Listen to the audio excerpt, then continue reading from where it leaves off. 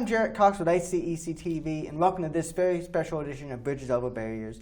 We have three very special guests, our three FRYSC coordinators from across the county. We have Janay Sutton, Shameka Hardin from Woodland, and Lauren Foster from West Middle.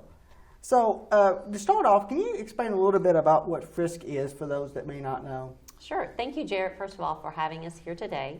FRYSC stands for Family Resource Use Service Centers. Just a brief history on FRYSC within the state of Kentucky. Back in 1990, when the Kentucky Educational Reform Act came about, where they were trying to level the playing field, whether you lived in eastern, western, central Kentucky, some of the educational opportunities just were not equitable throughout our state. So the FRYSC coordinator's position was created by our state government. And what's super unique about FRYSC coordinators are that we're the only state in the entire United States who have the position of a FRYSC coordinator.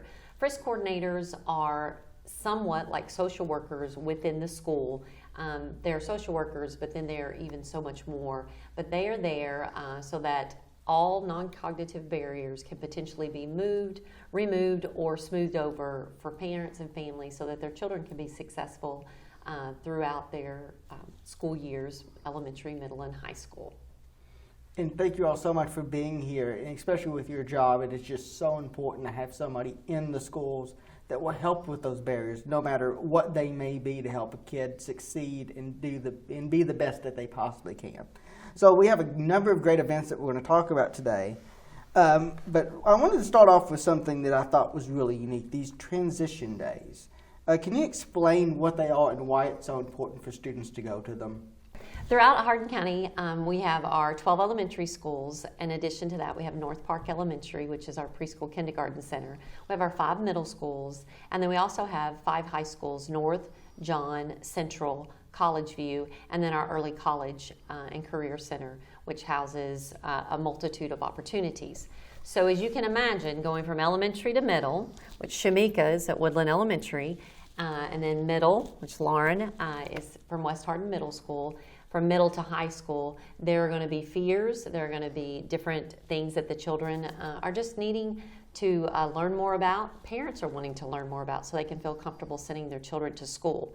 So transition transition summer opportunities are just that. From kindergarten, those individuals that will be starting at our elementary schools. There's a lot of kinder camps and stuff going on at each one of our elementary schools. At our middle schools, they host the 5th graders that are going to be coming in as 6th graders. Those are opportunities for the parents to come in. They get to see the building. In middle school, some things change, like students start using lockers. They don't just have one floor. They're transitioning. They might be going from one end of the school building to the other. So they do different fun things like relay races and so forth. Some they go over dress code expectations because as we get into older grades and so forth, there might be some different standards there, additional standards. And then those individuals that are going from the 8th grade into the 9th grade, there are those freshman open houses that are special because regardless of which high school you go to, there's a lot of different areas, different special opportunities, or career pathways that they've started on that they would want to see where that's located all throughout the building. Your athletics in middle and high school, huge opportunities just to learn about, and then clubs. So there's so much new information coming in when you transition into the elementary, into the middle, or into the high school. We just want parents and children to have that special individualized attention. So that's those transition days. Sometimes a parent will accompany for a portion of the activity, and then sometimes we will have the parents go and do a separate activity so the kiddos can sort of start spreading their wings and see what it's like to be at that next level. And it's like, it's so important for that to have that kind of activity and event. That way kids, because trying a new thing is hard. And especially when you're moving up, from a new building or, like me being from Hart County, you go from 8th grade to high school and there's people that you've never seen before. The building is massive. In some places you're going to a city you don't go to that often. So speaking of transition and these transition days, can you explain a little bit about Operation Middle School? Yes, so as an elementary Frisk, our 5th graders are transitioning into middle school, and each of the middle schools have a program. It's Operation Middle School. They might be called something a little bit different at each middle school. It's a really great event because it helps our future 6th graders become ready and deal with a lot of their anxiety and worries about middle school. So elementary Frisk, a lot of times will help out our middle school counterparts so that we're there as support and a familiar face. We sort of hand them off to our middle school YSCs just to let them know that, hey, Miss Hardin's not going to be there anymore, but you'll have Miss Lauren. It's a really great opportunity for them as well to meet a lot of other middle schoolers who are coming from different schools. They learned that the C is a lot bigger now because middle school is a lot bigger. They deal with a lot of their anxieties. There's 7 classes. There's a lot more going on. There's a lot more people. So it's just a great opportunity for them to deal with a lot of that worry. And it's a great partnership for us elementary schools to be able to work with our middle schools because we want them to know that we're not just getting rid of you. We want to be there to support you too and let them know that the support is going to continue. And having somebody to be able to vouch is so important. To have somebody, you can trust Miss Lauren. Yes. I know her, you can trust her, or, something like that. Just to have that level of trust and be able to use that credibility to say, you can trust her, you can trust him. He's good. He's gonna treat you right. He's gonna help you if you need any help. Sure. Yeah, that's one of the things that's fundamental with Frisk is how important it is for us to build those relationships with families and students. I want to know my students. I want to know how I can support them. So in the summertime when we're sending them to other schools and they're going from, preschool or kindergarten to the next elementary school and then middle school to high school, that's one thing we do try to work together. And if we can do joint programming and stuff like that, we try to do it so that our families can see you have this trust circle. It's not just me. There's many of us. So, talking about transition and, this summertime, one of the things that come, in my understanding, what comes in the summertime is sports. Now, I was not good at sports, but I understand you all help, and you have a partnership with Cumberland Family Medical to help with sports physicals to get kids ready for sports. Yeah. So there are many activities that the kiddos are getting geared up for during the summer and then as the school year begins, and those are athletics. Our Cumberland Family Medical school nurse staff will be available this summer. Check your school's local website. Parents can do that to find out dates and times. Additionally, all of our high schools will be sending a letter home with their kiddos to let them know when those summer sports physicals are being given. Baptist Health Hardin also steps in and they give sports physicals in addition to the required immunizations that you have to have as you begin in kindergarten, as you transition to that middle school, and so forth. But Cumberland Family Medical is right there to provide all those needs, as well as our partners at Baptist Health Hardin. And cost sometimes is just such a barrier for families to overcome, and the fact that you all have this partnership to help with that is something that is really going to help some kids. Yes, absolutely. It helps parents and families be able to get what they need in a fashion that is not too monetarily stifling for them. Maybe if I had gotten those physicals when I was a kid, maybe I would have a whole nother life. So as summertime approaches and we're getting ready for this transition back to school, the Back to School Fest, can you share a little light on that? Yeah, so each big high school, so there are 3 high schools with North Hardin High School, John Hardin High School, and Central Hardin High School. So each school will have their own fest, and they all happen in the same week in July. And so each feeder school will be able to go. So if you go to Creekside Elementary, then, Central Hardin's Back to School Fest, your Bruin Fest will be where you want to go. Or if you go to Heartland, you'll want to go to John Hardin's Bulldog Fest, and so forth. So wherever you feed through is the Back to School Fest you'll want to attend. But every single school in the district is invited. We are going to have a lot of community partners and agencies there just to kind of get kids ready and in that back to school mindset. So we'll have people from Cumberland there, or Communicare, or some other mental health services, stuff like that. But then it's also supposed to be a lot of fun too. So we're going to have inflatables and games and prizes to win, face painting, all that stuff. A DJ, yeah. Kona Ice. Mm-hmm. Kona Ice. Food trucks are going to be there. So it is supposed to be, I'd say it's 50% education and getting ready to go back to school, but then also 50% fun, because that's how you get the kids excited to come back. So. Yeah, you have to have that hook. You got to Yes. give them something fun, and then you got to teach them. And they deserve to have something fun, so it'll be a fun event. So here at HCEC-TV, we show Cradle School, and so North Pod is actually going to have a summer Cradle School. Can you shed a little light on that? Yes, so our North Pod Cradle School instructor will be doing some classes this summer. They'll be limited just due to scheduling and stuff like that, but at least once a week she's planning on doing a class. And we're working with like Hardin County Public Library to offer some other opportunities for our Cradle School families. So if families would like to learn more about that, I urge you to check out the North Pod Cradle School class Facebook page, because we're going to keep everybody updated, because we want to make sure that our Cradle School families still have some activities and stuff going on and get to keep on participating as we go through the summer.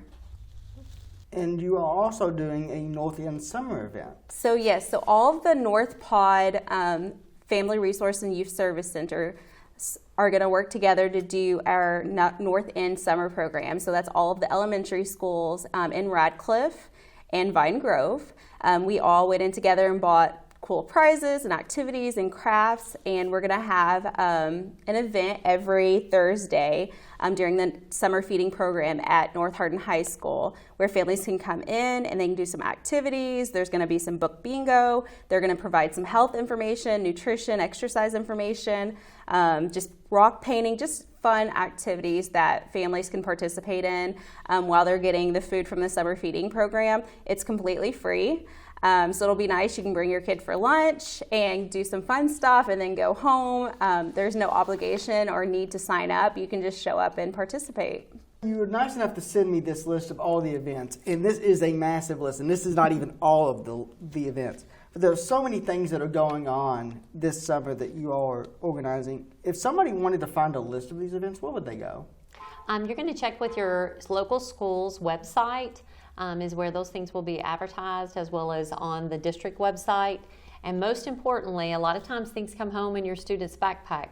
That last day backpack where end of year notes come in, and then the superintendent will have a summer newsletter where all of our summer activities are being listed. And something important to highlight about this list is that a lot of times parents are concerned with their kiddos having that summer slump. Those times where academically their child might not be as engaged. And as Shameka was sharing, different opportunities like Cradle School, going to your public library, those are all great experiences to continue for your child throughout the summer. But different schools like Creekside has, on your mark, get set, read. On your mark, get set, read. They have bikes and books. They have books and beanstalks, a lot of literacy activities that are going on out there. Additionally, you're going to see at some different schools 21st Century Grant, whether it's Radcliffe Elementary or New Highland.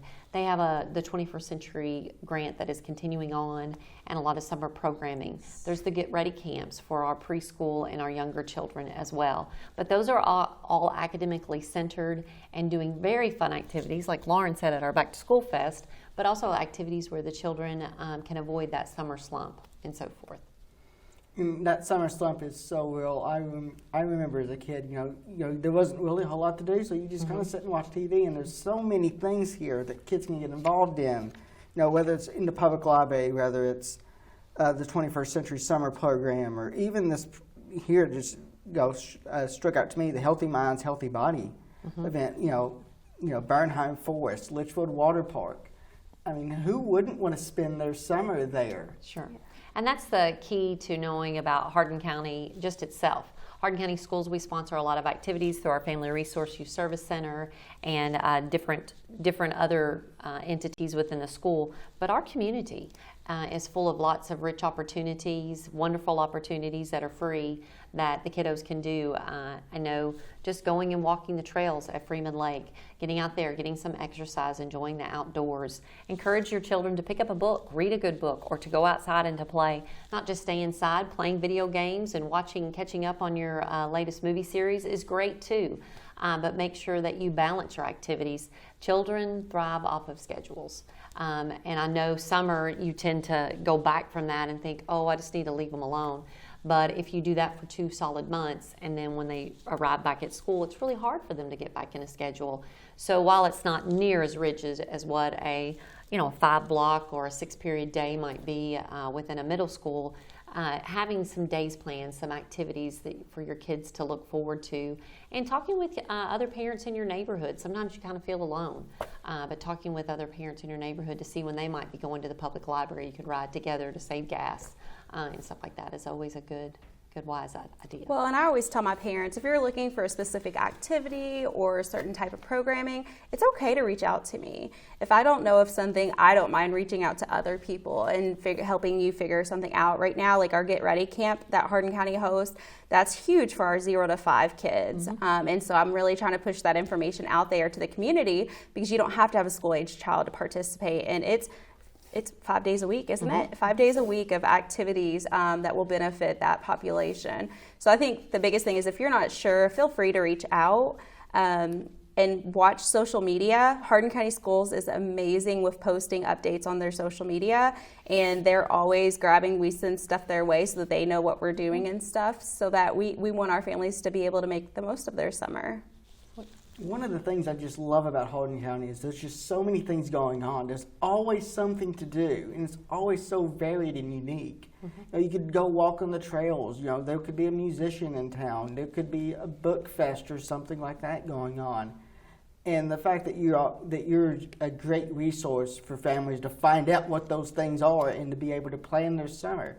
Watching your favorite TV show might be great, but that's something you need to do in moderation. And speaking of great activities and things to help people, the Alpha Omega Sigma fraternity is doing a homeless fundraiser banquet on Saturday, July 23rd, 2022 at 6 p.m. at the Haycraft here in E-Town. Tickets are $50. For more information, contact Tyrone Toomer. And and I know that one of the Frisk coordinators is involved in that, and just the fact that all of you are involved in so many very different activities to help families, no matter who they are, no matter whatever their needs are. Well, and I think as a Frisk, the thing I love most is being a bridge. Like, not only do we get to work with our students and our families, we get to work with our community partners, we get to work with our school staff, our teachers. That allows us to do really amazing programming, because almost all of us, we cannot do the activities and programs that we do without our community partners and our families participating. And one of the things that, now that we're kind of slipping into a little bit of normalcy, the fact that, we just came out of a pandemic, and that you're able to offer so many of these things in person now for the first time. How has that transition? There's so much talk about transition. How's that transition to being able to offer all these things in person again? It's been a wonderful opportunity for parents and children to get back out, to be socializing and to talk. I was sharing with a group the other day about our First Connections Cradle School program, and yes, we are coming back into what we call normalcy again. But what's beautiful about our parent educators is that we did learn during the pandemic that we do reach additional folks by doing, for example, cradle school classes virtually. There's some parents that it might be a transportation issue, maybe they need assistance in other ways, and so virtually they would get to participate. So our cradle school instructors, as well as several of our other activities, we're offering them in person as well as virtually. And I just think that's an example of a way that we've grown and stretched ourselves to meet the needs, to come to meet the needs. And I know growing up that transportation was an issue for me. My mom did not have a license. My dad worked in Louisville and he worked construction. He didn't get home till late. So events like this is not something that I would have been able. I remember my senior awards night. I had to get a ride to my senior awards night. I got Citizen of the Year. Almost wasn't even able to make it. So the fact that you learned during the transition, the fact that you learned during the pandemic, and you're able to reach so many great people. And it just shows that education is something that's not only important, but it's something that continues all throughout your life. So you learned during this pandemic, and you offered these services. You didn't, when the world shut down, you didn't. We're the last one standing in the Frisk world. So we will be here till the end. And that's important to know. A lot of folks think when the school doors close on May 26th, because that's the last day for students, there's not a lot of folks that they can talk to. But our Frisk coordinators, our 12-month employee, I myself as the Director of Health and Family Services at Central Office, are there to answer questions. They, of course, take off a little time with their families and so forth. So if you can't get a hold of, say, your elementary school family resource coordinator, you might call the feeder middle school or the feeder high school for that to get your questions answered. Or you can always call the district office, central office, and we can answer your questions. But don't not get involved because you don't know where or when something's going to happen. And I want to thank you all so much for being here to talk about the great events that you're doing this year and every year that you all have been a part of this. The Back to School Fest, again, as we're wrapping up, do you mind saying the date and the time of that again? So you can join us for our Back to School Fest on 3 different days. July 18th will be at John Hardin High School. On July 19th, it will be at North Hardin High School. And July 21st will be at West Hardin Middle School due to the construction at Central Hardin High School. Each of these events will take place from 5 p.m. to 7 p.m. We will have tons of stuff there, tons of fun stuff to do, so join us. Thank you all so much for being here to talk about the great events that you're doing, the Back to School Fest, among a litany of other events that you're planning. Janay Sutton, Lauren Foster, Shameka Hardin, thank you all so much for being here. Thank you, Jarrett, for having us. This has been Bridges Over Barriers. I'm Jarrett Cox, and I'll catch you down the road.